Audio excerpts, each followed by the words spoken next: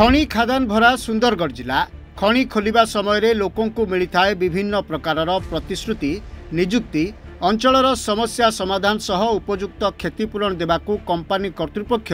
देइथांती प्रतिश्रुति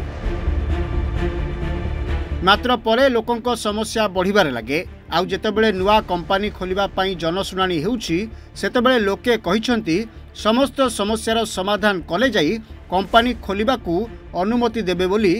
मत प्रकाश पाइछि। सुंदरगढ़ जिला लेफ्रीपड़ा block देउड़ी grammar Gangpur उद्योग प्राइवेट लिमिटेड पक्षरु खोलिबाकू थिबा एक कोल वासेरी पई आज जिला प्रशासन और राज्य प्रदूषण नियंत्रण बोर्ड पक्षरु एक जनशुनानी अतिरिक्त जिलापाल अभिमन्यु माझी अध्यक्षतार अनुष्ठित होइछि।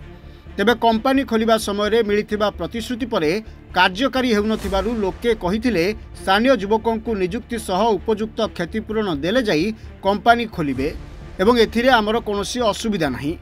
सेभली अतिरिक्त जिलापाल कहिसंती कंपानी खोलिबा पूर्वरु आमे लोकों मतामत लिखित और मौखिक भाव में नैछु लोके राजी होइछंती एहार रिपोर्ट राज्य सरकार को पठाइबु बोली। तबे आंचलिक प्रदूषण अधिकारी कहिसंती एठारे अनेक लोक अनेक मत देइछंती कंपानी खोलू मात्र समस्यार समाधान कले कौनसी असुविधा नहीं बोली कहिसंती प्रदूषण अधिकारी। आपणकर गांगपुर उद्योग प्राइवेट लिमिटेड सेमानकर गोटे कोल वासारी पाई जनशुनानी थिला तो सेही जनशुनानी पाई आज यही गाँवर जनमत निर्विशेष समस्त यही प्रकल्प को माने आसिया पाई सेमानकर मतामत देइछंती एवं सेमाने चाहूछंती भी यही प्रकल्पटी यही एरिया रे आसु कना इंडस्ट्री हेले जाई कि एरिया रो डेवलपमेंट हबो ता सहित सेमानकर डिमांड जहाँ जहाँ रखिथिले लोकल एम्प्लॉयमेंट रास्तार उन्नति गाँव एम्बुलेंस पाई जहाँ आवश्यक ता सहित स्कूल बस एवं जगता अनुसार निजुक्ति सबुजाक से माने गांगपुर उद्योग तांकर इंडस्ट्री तरफ से एक्सेप्ट करिसंती एवं से माने डिस्ट्रिक्ट एडमिनिस्ट्रेशन सहित एवं लोकल आपणकर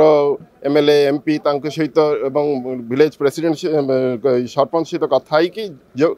जरूरी भित्तिक अनुसार से प्रकल्प गुड़ाक एवं जहाँ जहाँ उन्नयनमूलक कार्यक्रम से गुड़ाक सब करेंगे। हाँ देखो आप तो उपस्थित थे लोकंर सपोर्ट पूर्ण मात्रा रे अच्छे एठी आपण माने जानते जो जनशुनानी हुए यार प्रोविजन जहाँ भी आपणकर लोकंर मतामत लिखित किंबा मौखिक सेटा आपणकर वीडियो रिकॉर्डिंग एवं लिखित आकार मध्ये हमको दिया जाय जोटा कि आमे मेंबर सेक्रेटरी एसपीसीबी ओडिशा माध्यम रे एमओएफ को एटा पठा जिवो। सुंदरगढ़ अटल बिहारी पंडा रिपोर्ट रिपोर्टर्स टुडे।